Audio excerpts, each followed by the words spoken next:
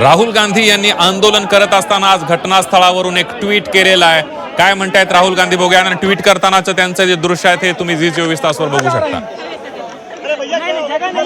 काल विद्यार्थ्यांवर झालेल्या अत्याचाराबद्दल पंतप्रधान मोदींकडे उत्तर मागण्यासाठी आम्ही त्यांच्या निवासस्थानापर्यंत मोर्चा काढलाय। सरकारला कोणतीही जबाबदारी घ्यायची नाही किंवा संसदेमध्ये यावर चर्चाही करायची नाहीये। भारताच्या तरुणांचं भविष्य उद्ध्वस्त केल्याबद्दल पंतप्रधान आणि गृहमंत्री यांनी राजीनामा दिलाच पाहिजे अशी मागणी राहुल गांधी यांनी केलेली। आताच्या घडीची एक सगळ्यात महत्त्वाची बातमी आपण बघतोय। आतापर्यंत काँग्रेस आणि विरोधकांची मागणी ही धर्मेंद्र प्रधान यांच्या राजीनाम्याची होती, मात्र विरोधी पक्षनेते आणि काँग्रेसचे नेते राहुल गांधी यांनी थेट ट्विट करून पंतप्रधान आणि राहुल गांधी यांनी राजीनामा दिला पाहिजे अशा प्रकारची मागणी राहुल गांधी यांच्याकडून करण्यात आलेली आहे। पंतप्रधान नरेंद्र मोदी आणि केंद्रीय गृहमंत्री अमित शाह यांनी राजीनामा दिला पाहिजे अशा प्रकारची मागणी राहुल गांधी यांनी ट्विट करून केलेली आहे।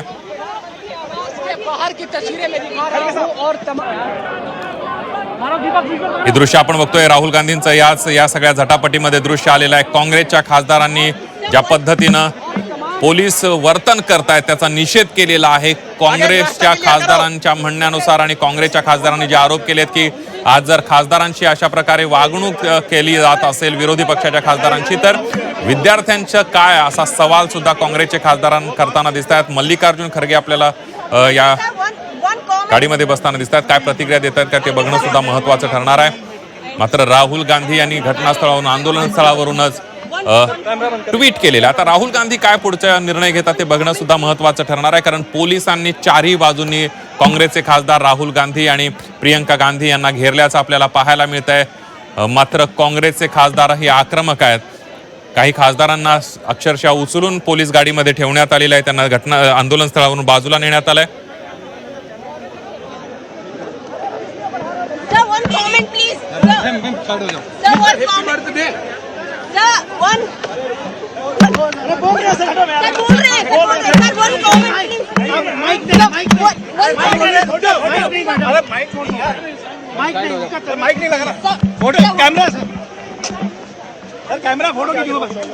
आपण बघतो मल्लिकार्जुन खरगे प्रतिक्रिया देतात का हे बघणं अतिशय महत्त्वाचं ठरणार आहे।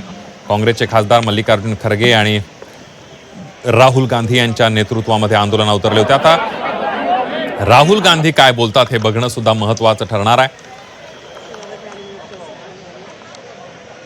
आपण बघतोय minister office prime minister residence because our students brutally attacked and also our students very cruelly attacked yesterday.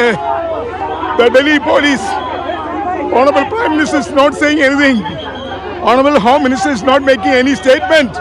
So hundreds of students, they are in the hospital, but Prime Minister is not opening his mouth, and Mr. Amit Shah, Home Minister of India, is not saying anything about the students' attack. आपण बघतोय कांग्रेसच्या खासदारांच्या प्रतिक्रिया। मामले में गिरफ्तार किए छात्र यहाँ जिस तरह से पीटा। सर आप लोगों की क्या क्या मांगे हैं सर, क्या क्या मांगे हैं? पहली मांग आपको पता ही है कि शिक्षा सर आप क्या कहेंगे? आप लोग संसद में आपकी आवाज जरूर उठाते हैं।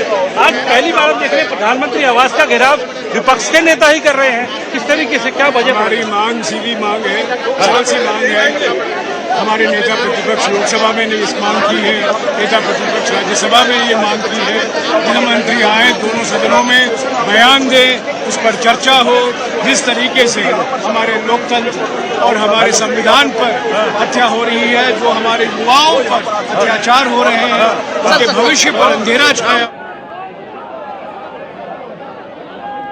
आपण बघतोय राहुल गांधी आणि काही खासदार प्रियंका गांधी आणि काही खासदार या ठिकाणी अजूनही ठाम असल्याचं पाहायला मिळतंय। मात्र तुम्ही जर ही दृश्य बघितलीत तर चारही बाजूनं पोलिसांनी काँग्रेसच्या खासदारांना घेरलेलं आहे। पोलिसांची संख्या आता काँग्रेस खासदारांपेक्षा जास्त आहे।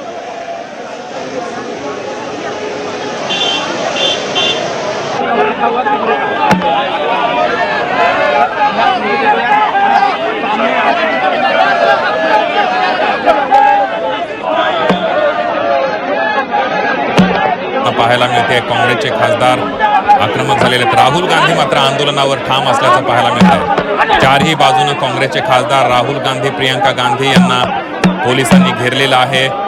माध्यमांशी काही प्रतिक्रिया, माध्यमांशी काही संवाद साधतात का राहुल गांधी, हे बघणं सुद्धा अतिशय महत्त्वाचं ठरणार आहे. काल जो विद्यार्थ्यांवर अमानुष लाठीचार्ज दिल्ली पोलिसांनी केला, या सगळ्याचा निषेध व्यक्त होतोय. राहुल गांधी यांनी आज सकाळी जखमी झालेल्या विद्यार्थ्यांची भेट घेतली. अनेक विद्यार्थी जखमी आहेत, काही विद्यार्थी गंभीर आहेत. एका मुलीची प्रकृती तर अतिशय गंभीर असल्याचं CJPच्या संस्थापकांनी सकाळी सांगितलं.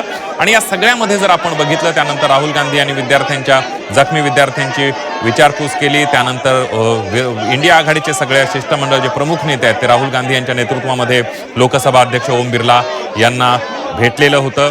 आणि त्यानंतर आपण बघितलं की राहुल गांधी जंतर मंतरवर जाण्या अगोदर पंतप्रधान नरेंद्र मोदींच्या निवासस्थानाबाहेर काँग्रेसच्या खासदारांसह राहुल गांधी यांनी ठिय्या आंदोलन सुरू केलं. यावेळेला एक आक्रमक पवित्रा राहुल गांधींचा आणि काँग्रेसच्या खासदारांचा पाहायला मिळाला. आणि त्यानंतर पोलिसांची कुमक वाढवण्यात आली. मोठ्या प्रमाणावर पोलीस आले, ॲक्शन फोर्स आले आणि त्यांनी काँग्रेसच्या अनेक खासदारांना ताब्यात घेतलं. त्यांना अक्षरशः उचलून गाडीमध्ये ठेवण्यात आलं.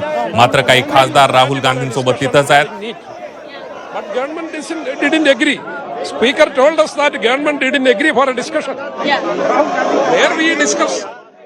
If they are not willing to discuss it in the parliament, in the people's representative, where we express our views.